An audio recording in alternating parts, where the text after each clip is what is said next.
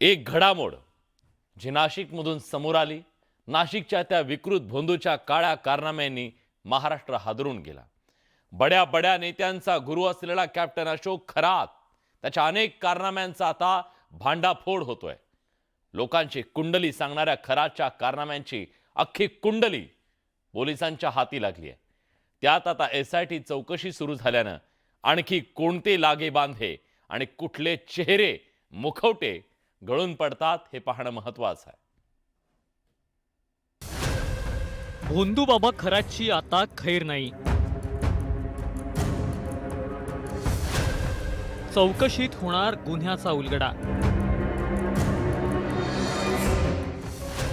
भोंदू कॅप्टन खरातची उघडणार कुंडली.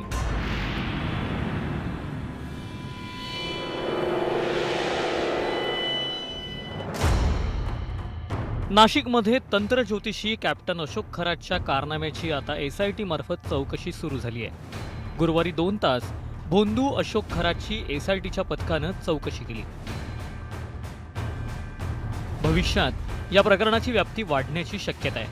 म्हणूनच राज्य सरकारनं चौकशीसाठी SITची स्थापना केली आहे. आज SITचे अधिकारी नाशिकमध्ये आले आणि तब्बल 3 ते 4 तास कॅप्टन खरात याची चौकशी SITच्या अधिकाऱ्यांनी केली.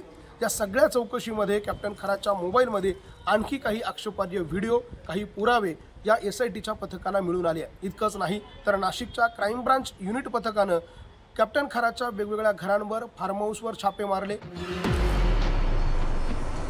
भोंदू अशोक खरातवर बलात्कार आणि लैंगिक शोषणाचे आरोप करण्यात आले आहेत. त्यानंतर पोलिसांनी अशोक खरातच्या मुसक्या आवळल्यात. पोलीस तपासात अशोक खरातचा एक पेनड्राईव्ह पोलिसांच्या हाती लागलाय. त्यामध्ये महिलांचे 58 आक्षेपार्ह व्हिडिओ असल्याचं बोललं जात आहे. दरम्यान गुन्हे शाखेच्या पथकानं अशोक खरातच्या मिरगावमधील फार्म हाऊसवर छापा मारला. या फार्म हाऊसमध्ये एक पिस्तूल पोलिसांच्या हाती लागलाय. तसंच काही जिवंत काडतुसं आणि वापरलेल्या काडतुसांच्या पुंगळ्या पोलिसांनी जप्त केल्यात. सोबतच काही महत्त्वाचे दस्तावेज आणि मालमत्तेसंदर्भातील कागदपत्र पोलिसांच्या हाती लागल्याचं पोलीस सूत्रांनी सांगितलंय. आता खरातच्या संपत्तीचा उलगडा होऊ लागलाय. शिर्डीत मोक्याच्या ठिकाणी खरातच्या पत्नीच्या नावे जमीन असल्याचं समोर आलंय. गेल्या काही वर्षात त्यानं मोठ्या प्रमाणात संपत्ती जमा केल्याचा पोलिसांना संशय आहे. तो सिन्नर तालुक्यातील मिरगावच्या श्री ईशान्येश्वर मंदिर ट्रस्टचा अध्यक्ष आहे. मर्चंट नेव्हीतून निवृत्ती घेतल्यानंतर खरात ज्योतिषशास्त्राकडे वळला आणि अल्पावधीतच त्यानं राजाश्रय मिळवला.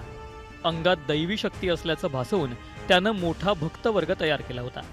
अघोरी उपायाच्या नावाखाली त्यानं महिलांचं लैंगिक शोषण केल्याचा संशय आहे. आता SIT चौकशीत त्याचे एक कारनामे उघड होणार आहेत. नाशिकहून लक्ष्मण घाटोळ आणि अहिल्यानगरहून हरीश दिमोटेसह ब्युरो रिपोर्ट, न्यूज 18 मराठी.